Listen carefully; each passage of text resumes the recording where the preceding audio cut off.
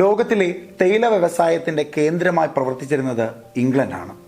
ചൈനയായിരുന്നു തേയില ഉത്പാദനത്തിൻ്റെ കുത്തക. അന്ന് ബ്രിട്ടീഷുകാർക്ക് ചൈനയോടും ചൈനയ്ക്ക് തിരിച്ചും വലിയ മമത ഇല്ലാത്തതിനാൽ ബ്രിട്ടീഷുകാർ ഇതര മാർഗങ്ങൾ തേടി. ഇന്ത്യയിലെ പശ്ചിമഘട്ട മലനിരകൾ തേയിലയ്ക്കും കാപ്പിക്കും പറ്റിയ മേഖലയാണെന്ന് അങ്ങനെ ബ്രിട്ടീഷുകാർ കണ്ടെത്തി. പൂഞ്ഞാർ രാജാവിൽ നിന്നും തിരുവിതാംകൂർ രാജാവിൽ നിന്നുമായി ബ്രിട്ടീഷുകാർ വൻതോതിൽ ഭൂമി പാട്ടമായും വിലയാധാരമായും വാങ്ങി. പിന്നീട് തമിഴ്നാട്ടിൽ നിന്നെത്തിച്ച തൊഴിലാളികളെ കൊണ്ട് കാട് വെട്ടി കാപ്പി കൃഷി ചെയ്തു. പിന്നീട് തേയില മുഖ്യ കൃഷിയായി. കോയമ്പത്തൂർ മൂന്നാർ റോഡ് നിർമ്മിച്ച ബ്രിട്ടീഷുകാർ തേയില വ്യാപാരം കാര്യമായ രീതിയിൽ നടത്തി.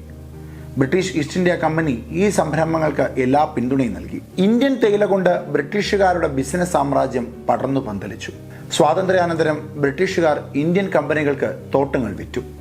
ഇത് മലയാളിയുടെ വികാരമായ ചായയുടെ ചരിത്രമാണ്. എന്നാൽ അന്നത്തെ തേയില തൊഴിലാളികളുടെ ദുഷ്കരമാർന്ന ജീവിതം എങ്ങനെയായിരുന്നു?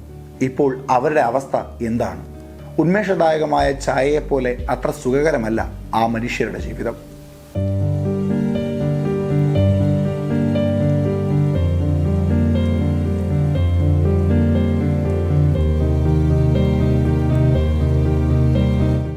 മലയാളിക്ക് അത്രമേൽ പ്രിയപ്പെട്ട ചായയിലെ പ്രധാന ഘടകമായ തേയിലയ്ക്ക് ജനസ്വീകാര്യത ഏറെയാണ്. അതുകൊണ്ട് ലാഭവും അത്രമേൽ മികച്ചതാണ്.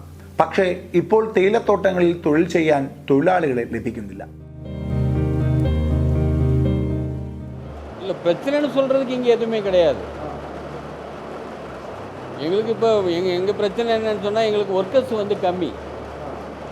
இங்கே வந்து இவ்வளோ 650 ஏக்கர் பிளான்டேஷனில் வெறும் 15 ஒர்க்கர்ஸ் தான் இங்கே இருக்காங்க. இவங்கள வச்சு எஸ்டேட்டை ரன் பண்ணி கொண்டு போகிறதுக்கு வந்து டிஃபிகல்ட்டி இருக்குது. அதுதான் எங்களுக்கு பிரச்சனை. அதாவது இங்கே பெர்மனெண்ட்டாக இருந்தவங்க எல்லாம் இங்கேருந்து ரிட்டையர்மெண்ட்டு போயிட்டு அவங்களோட சன்னோ டாக்டரோ வந்து எல்லா எஸ்டேட்லேயுமே வந்து அவங்க சன்னு டாக்டர் எல்லாமே எஸ்டேட்டில் இருப்பாங்க. இப்போ எல்லாமே அவங்க படிக்க ஆரம்பித்த பிறகு யாருமே இங்கே வந்து இங்கே எஸ்டேட்டில் பிளான்டேஷன்லாம் இருக்க விரும்பலை. വെളിയിലിരുന്ന് അസാമീസ് കൊഞ്ചം പേര് വച്ചിരിക്കണം, 10 പേര് വച്ചിരിക്കണം ഇങ്ങനെ. ഇപ്പോൾ ഇത് മുതലാളി വർഗത്തിന്റെ ഭാഗം. എന്നാൽ ഇവിടുത്തെ തൊഴിലാളികൾക്കും ചിലത് പറയാനുണ്ട്. ഭയവും ആശങ്കയും നിറഞ്ഞ സ്വരത്തിൽ ഒരു തൊഴിലാളി തന്റെ മനസ്സു തുറക്കുന്നു. ശമ്പളം അന്ന് 75 രൂപ ശമ്പളമായിരുന്നു പണ്ട്, നമ്മൾ അമ്മയുടെ പ്രായത്തിൽ. ഇപ്പോഴും 480, 482, 84 ഉണ്ട്. കറക്റ്റായിട്ട് കിട്ടില്ല. എത്ര മാസം ഗ്യാപ്പ് ഇടും? 2 മാസം. 2 മാസം. ഇവിടെ ആസാമക്കാരുണ്ടല്ലോ, അവരെ ശമ്പളം കൃത്യം കൊടുക്കും. ആസാമക്കാർ അവരാഴ്ചയാകുമ്പോൾ അവർ കണക്ക് കൊടുക്കും. നമുക്ക് ഇത്തിരി വെല്ലിക്കണം. പുറത്തുനിന്ന് നോക്കുന്നവർക്ക് മാത്രമാണ് ഇതൊരു തേയില ഫാക്ടറിയായി കാണാൻ സാധിക്കുന്നത്. ഈ കെട്ടിടങ്ങളുടെ 4 ചുവരുകൾക്കുള്ളിൽ ജീവിതം ജയിലെന്ന പോലെ ജീവിച്ചു തീർക്കുകയാണ് ഈ പാവങ്ങൾ.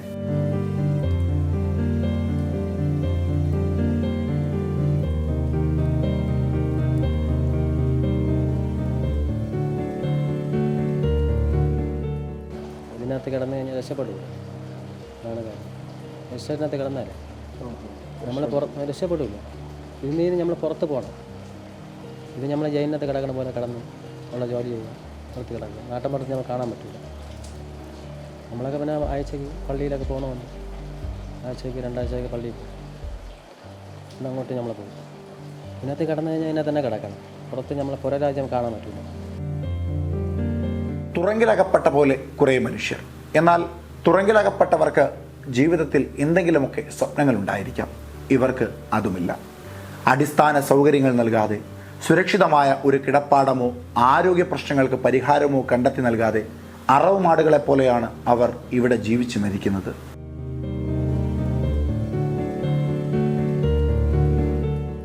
മഴയും കാറ്റും വന്ന് ഭയങ്കര ബുദ്ധിമുട്ടാണ്. ഇവിടെ വന്ന് ആശുപത്രിയില്ല. പണ്ട് ഇവിടെ ആശുപത്രി ഉണ്ടാകും. ഇവിടെ ആശുപത്രിയില്ല.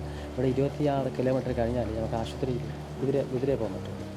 ഇവിടെ ഒരു ഹോസ്പിറ്റൽ, ഒരു ആശുപത്രി ഇല്ല. ഇവിടെ നമുക്ക് പുറത്ത് പോയി കഴിഞ്ഞാൽ പെട്ടെന്ന് ഒരു മനുഷ്യനെ ഒരു അസുഖത്തിന് കൊണ്ടുപോകണമെന്ന് കഴിഞ്ഞാൽ ആശുപത്രി ഇല്ല. ആശുപത്രി ഉള്ളി വേണം. പിന്നെ ഇവിടെ ബാത്റൂമൊക്കെ ഇല്ല. പണിയുന്ന സ്ഥലത്ത് ബാത്റൂം, കാര്യങ്ങളൊക്കെ ഭയങ്കര ബുദ്ധിമുട്ടാണ്. എന്തൊക്കെ സൗകര്യം? അവിടെ സൗകര്യം മൊത്തം ഈ മണ്ണാണ്, മണ്ണ് തറയാണ്. ചാണകത്തിൻ്റെ നമ്മൾ പണ്ട് ചാണകം മുഴുവനാണ്. ചാണകം മെഴുകിയ തറയാണ്. തെരിഞ്ഞു പൊടിഞ്ഞാണ് കിടക്കുന്നത്. അവിടെയാണ് നിങ്ങൾ തൊഴിലാളികൾ താമസിക്കുന്നത്? നമ്മളവിടെയാണ് താമസിക്കുന്നത്. മഴയും കാറ്റടിച്ചാൽ ഭയങ്കര ബുദ്ധിമുട്ടാണ്. ബ്രിട്ടീഷുകാരൻ്റെ അവശിഷ്ടത്തിൽ നിന്ന് ഇന്ന് ഇന്ത്യൻ വ്യാവസായിക മേഖല സാമ്പത്തിക നേട്ടമുണ്ടാക്കുന്ന തേയിലക്കമ്പോളങ്ങളിൽ ചായയെപ്പോലെ രുചികരമല്ലാത്ത ജീവിതം നയിക്കുന്ന ഈ പച്ചയായ മനുഷ്യരെ കാണാതെ പോകാൻ കഴിയില്ല. ക്യാമറാമാൻ ചന്ദ്രൻ ആര്യനാടിനൊപ്പം അനന്തപത്മനാഭൻ, M5 ന്യൂസ്, തിരുവനന്തപുരം.